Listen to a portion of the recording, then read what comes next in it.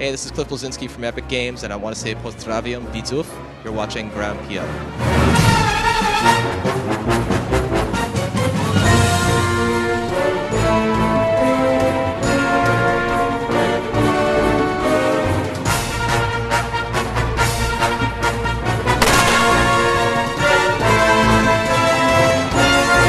The first Gears of War was considered by many to be a revolution because it was a brand new iteration of the Unreal Engine 3, on the Xbox 360, whereas people had only seen the first Xbox before that. Gears of War 2 is an evolution of that engine as far as our programmers always continuing to work on the technology. They basically don't sleep. I mean, they just work all the time, and they've put in crowd systems, they've put in fracturable environments, they've put in improved character lighting, and the game looks substantially better than the first. There's a ton of new features in Gears of War 2. The campaign has a better story. It's also longer than the campaign in the first game.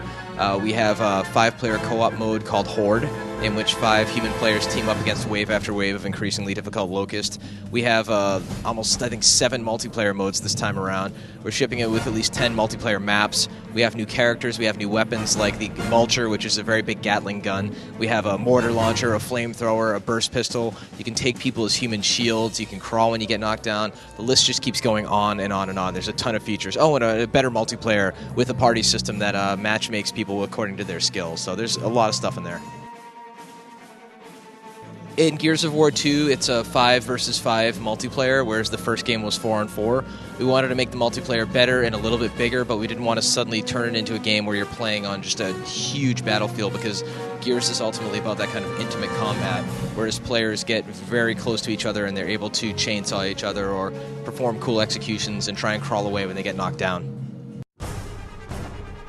Well, we are, of course, shipping with cooperative play because narrative-based co-op is the backbone of what a lot of Gears is. So we're shipping with 2-player co-op in the main campaign and with a 5-player mode called Horde, in which it's kind of like a Smash TV meets Geometry Wars. That can play on any different multiplayer map, in which each map plays out differently. There's 50 different waves of Locusts that attack, all the different varieties that you'll see in the single player, and we're big fans of players teaming up and playing a game together. Everybody loves versus, everybody loves killing their friends, but it's also incredibly fun to cooperate with your friends. So our programmers have put a lot of work into the engine to make it essentially more impressive for gamers to play the game with. In addition to crowd systems and fracturable environments and better character lighting, we also have much wider vistas this time around. So when the player comes up over the hill, he'll see a beautiful valley beneath him that stretches on for miles. Or when he first arrives in the underground, he'll see caverns that are just absolutely huge and mind-blowing. So we have far more expansive locations that you can explore in the campaign, because our technology has continued to improve. Because of the kind of game we're making, story and gameplay of course matter, but graphics matter as well. Gears isn't a Grand Theft Auto or a flight simulator. It's still a very scripted kind of story-based game. So the campaign does still guide you through as far as the narrative experience, and there are some split paths in that.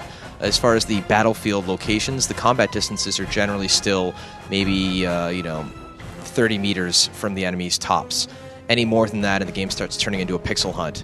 But that doesn't mean that the player doesn't have moments where he comes over a hill and sees a beautiful vista in front of him while the music swells up and he can appreciate these kinds of locations. So we think we have the best of both worlds of what we're doing. Well, audio is a crucial part of making a video game. If an action happens on screen and there's no sound connected in your brain, it might as well have not happened.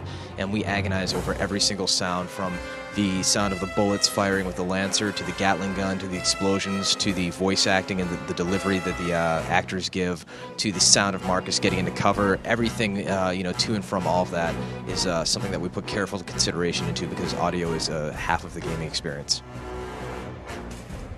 So we've always envisioned Gears as a summer blockbuster kind of experience, and we always wanted to keep the narrative elements very light, but that doesn't mean, that the first game was okay as far as story, but we think we can do a lot better this time around. So we tell the story of Marcus's best friend Dominic Santiago, who's been looking for his wife, who we alluded to in the first game. She's been missing for some time, and he might have a lead on her at the beginning of the game. We also have other characters coming back, as far as Carmine's brothers in there. You meet new guys like Ty Caliso, who's kind of a very spiritual warrior, as well as Dizzy, who's a driver of the truck that you're in. You get to see the higher-ups in the coalition, as far as the chairman, who delivers a very rousing speech at the beginning of the game, and you really get a sense of what's at stake here as far as this being humanity's last stand. So the narrative this time is greatly improved. Some of the characters, such as Dizzy, as well as Ty Kaliso and the Locust Priest we have, let's see, the contest characters. All of these characters are available to play as a multiplayer. And if you played Gears 1 and you got some of the achievements, such as when you get to the point where Carmine dies in Gears 1, or Min Young Kim dies, or you kill Rom, those 3 characters are also then available in Gears 2 to be playable as in multiplayer. We are currently not working on a Gears of War 2 port for PC, and we have announced that we're not doing it this time. We're hoping that a lot of gamers will be playing the game on Xbox 360, since that's ultimately the platform the game was designed for. The PC is currently in a very weird state of flux, with everybody having different system configurations, and we generally like to push the graphics as far as we can with what we do. And 360 is where Gears is going to remain for the foreseeable future.